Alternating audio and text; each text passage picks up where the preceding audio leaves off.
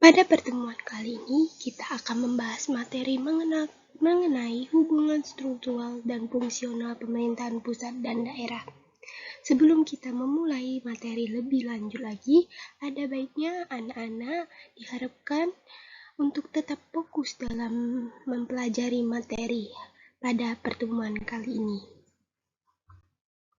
Adapun indikator untuk pencapaian materi pada pertemuan kali ini, yang dimana itu menguraikan hubungan struktural dan fungsional pemerintahan pusat dan daerah menurut Undang-Undang Dasar Negara Republik Indonesia tahun 1945. Yang kedua itu menyimpulkan hubungan struktural dan fungsional pemerintahan pusat dan daerah menurut Undang-Undang Dasar Negara Republik Indonesia tahun 1945. Yang ketiga itu mengarang mengenai hubungan pemerintahan pusat atau daerah tempat asal masing-masing siswa tersebut. Baiklah, itu dia indikator pencapaian pada materi hari ini.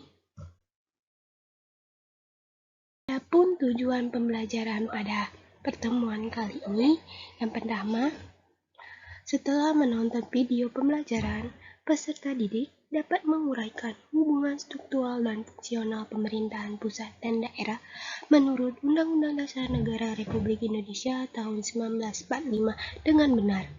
Yang kedua itu, setelah mengikuti proses pembelajarannya, peserta didik dapat menyimpulkan hubungan fungsional pemerintahan pusat dan daerah menurut Undang-Undang Dasar Negara Republik Indonesia tahun 1945 dengan tepat. Setelah yang ketiga yaitu setelah mengikuti semua proses pembelajarannya dari pertemuan sebelumnya hingga pertemuan hari ini, peserta didik dapat memberikan bukti hubungan pemerintahan pusat dan daerah dengan tepat asal masing-masing siswa secara benar dan tepat. Baiklah, sebelum kita memulai lebih jauh lagi tentang materi pada pertemuan kali ini, Ibu ingin bertanya kepada anak-anak sekalian, apa itu hubungan struktural dan fungsional itu sendiri? Baik, benar sekali bahwa kita ketahui hubungan struktural merupakan hubungan berdasarkan pada tingkat dan jenjang yang ada dalam pemerintahan, di mana yaitu pemerintahan pusat yang merupakan penyelenggara urusan pemerintahan pada tingkat nasional. Sedangkan pemerintahan daerah adalah penyelenggara urusan pemerintahan daerah masing-masing. Yaitu yang kedua, hubungan fungsional yang dimana hubungan yang didasarkan pada fungsi masing-masing pemerintahan yang saling mempengaruhi dan saling bergantungan satu sama lain. Itulah tadi penyampaian materi Ibu secara singkat. Mari kita melanjutkan lagi pemateri pada pertemuan kali ini. Setelah kita mengetahui pengertian hubungan struktural dan fungsional, kita harus memahami apa itu hubungan struktural pemerintahan pusat dan daerah, di mana di dalam sistem Negara Kesatuan Republik Indonesia terdapat dua cara yang dapat menghubungkan antara pemerintahan pusat dan pemerintahan daerah, yaitu ada sentralisasi dan desentralisasi, yang dimana sentralisasi itu lebih ke segala urusan baik itu fungsi, tugas maupun wewenang itu penyelenggaraannya oleh pemerintahan itu sendiri, apa bisa disebut dengan pemerintahan pusat, yang dimana dilakukan secara dekonsentrasi. Sedangkan desentralisasi itu lebih ke pelimpahan wewenang dengan cara desentralisasi dilakukan melalui pendelegasian atau urusan kepada daerah otonomi daerah itu sendiri.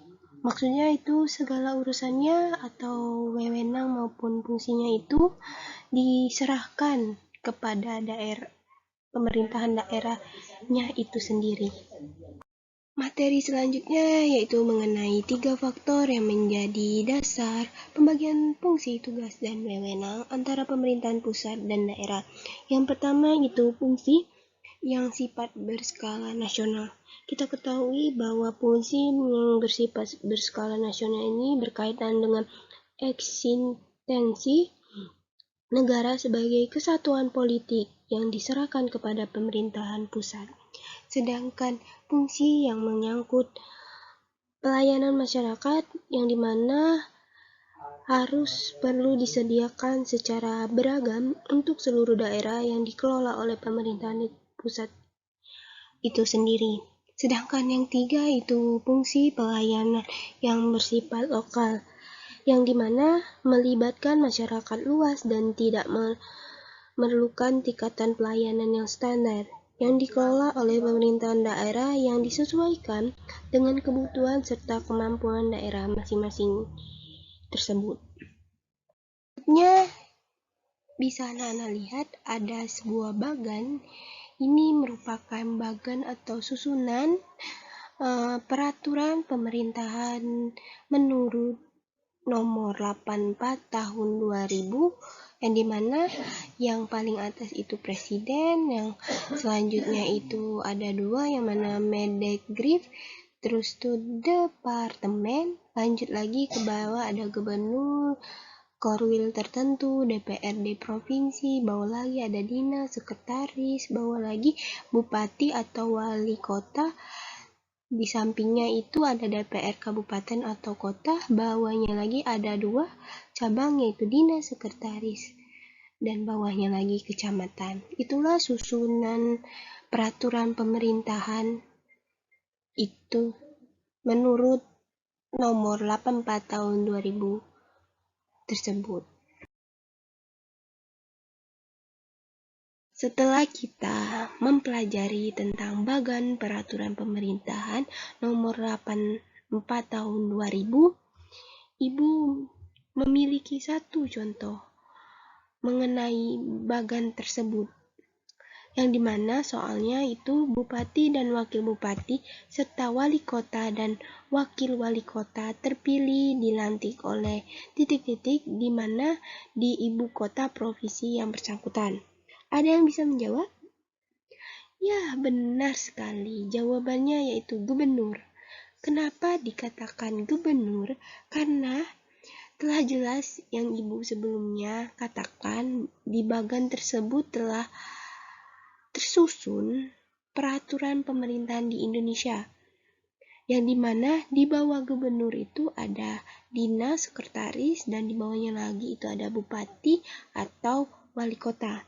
Nah, bupati dan wali kota itu dilantik oleh gubernur, sedangkan gubernur itu dilantik oleh siapa, Bu? Dilantik oleh presiden, karena gubernur sudah jenjangnya di atas bupati, jadi bupati tidak bisa melantik gubernur, melainkan presiden yang bisa melantik gubernur itu sendiri. Pada dasarnya, pemerintahan pusat dan pemerintahan daerah itu memiliki hubungan kewenangan yang saling melengkapi satu sama lain. Adapun hubungan tersebut terletak pada visi dan misi, tujuan dan fungsi masing-masing, yang dimana tujuan itu lebih ke melayani masyarakat secara adil, merata, dan berbagai aspek kehidupan. Sedangkan fungsinya itu sebagai pelayanan, pengatur, dan pemberdayaan masyarakat. Sedangkan visi dan misinya itu di mana melindungi serta memberi ruangan kebebasan kepada daerah itu sendiri untuk mengelola dan mengurus rumah tangga sendiri berdasarkan kondisi atau kemampuan daerah tempat asal yang ditempatkan tersebut. Materi ini kita membahas tentang susunan hubungan pemerintahan pusat dan daerah. Ada dua, ada hubungan wewenang, adapun hubungan keuangan. Yang pertama itu hubungan wewenang antara pemerintah pusat dan pemerintahan daerah provinsi, kabupaten, dan kota, atau antar provinsi dan kabupaten dan kota yang diatur dalam undang-undang dengan memperhatikan yang pertama itu kekhususan daerah itu sendiri dan keragaman daerahnya itu. Sedangkan yang kedua itu mengenai hubungan keuangan pelayanan umum, pemanfaatan sumber daya alam, dan sumber daya lainnya antara pemerintahan pusat dan daerah diatur dan dilaksanakan secara Yang pertama secara adil, dan yang kedua itu secara selaras dalam undang-undang yang sudah ditetapkan itu sendiri. Selanjutnya materi yang terakhir yaitu mengenai penyelenggaraan urusan pemerintahan, di mana penyelenggaraan itu terbagi menjadi 3. Yang pertama eksentralitas dan akutabilitas serta efisien. Yang dimana eksternalitas itu lebih ke pembagian urusan pemerintahan dengan memperhatikan dampak yang timbul sebagai akibat dari penyelenggaraan suatu urusan pemerintahan. Jadi eksternalitas itu lebih ke suatu timbul sebagai akibat dari penyelenggaraan suatu urusan pemerintahan. Sedangkan akutabilitas itu lebih ke pembagian urusan pemerintahan dengan memperhatikan pertanggungjawaban pemerintahan pusat dan pemerintahan daerah kepada masyarakat. Jadi, fokus akutabilitas itu lebih mengarah ke pertanggungjawaban pemerintahan pusat dan pemerintahan daerah kepada masyarakatnya itu sendiri, mungkin dalam suatu urusan yang melibatkan pemerintahan pusat maupun pemerintahan daerah. Sedangkan efisien yaitu lebih ke pembagian urusan pemerintahan dengan memperhatikan daya guna tertinggi yang dapat diperoleh. Jadi efisien itu lebih ke daya guna apa yang bisa dikelola dan mendapatkan nilai yang tertinggi yang dapat diperoleh. Jadi, misalnya sumber daya alam, yang mana sumber daya alam misalnya sawit atau sebagainya yang mendapatkan hasil yang tertinggi. Itulah yang menjadi suatu proses atau perolehan dari suatu pemerintahan atau baik itu pemerintah pusat maupun pemerintahan daerah itu sendiri. Itulah tadi materi yang terakhir dalam pertemuan kali ini. Ibu harap anak-anak ibu bisa memahami dan mengerti materi pada pertemuan kali ini. Sebelum mengakhiri pertemuan kali ini, ibu ingin bertanya kepada kalian, adakah dari kalian yang bisa menyimpulkan materi pertemuan kali ini? Ya, benar sekali, tepat sekali.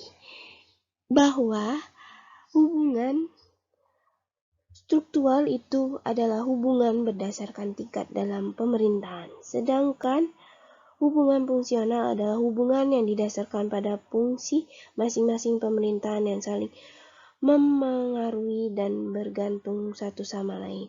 Jadi, pemerintahan pusat itu sebagai penyelenggara urusan pemerintahan di tingkat nasional, sedangkan pemerintahan daerah itu lebih ke penyelenggaraan urusannya lebih ke pemerintahan di daerah setempat itu sendiri.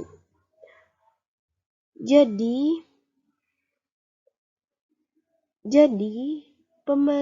antara pemerintahan pusat dan daerah memiliki porsi masing-masing, baik dari bidang kelembagaan, kewenangan, keuangan, dan pengesahan, di mana pemerintahan pusat dan pemerintahan daerah itu memiliki kaitan atau saling berkaitan antara satu sama lain.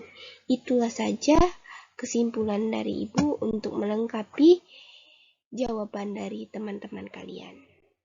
Sebelum itu, Ibu ada tugas untuk anak-anak sekalian yang dimana setiap kelompok berjumlah 2 orang, yang dimana mengenai tentang contoh hubungan struktural dan fungsional dalam pemerintahan pusat maupun daerah yang akan dikumpul di classroom yang akan Ibu bagikan di WA nanti.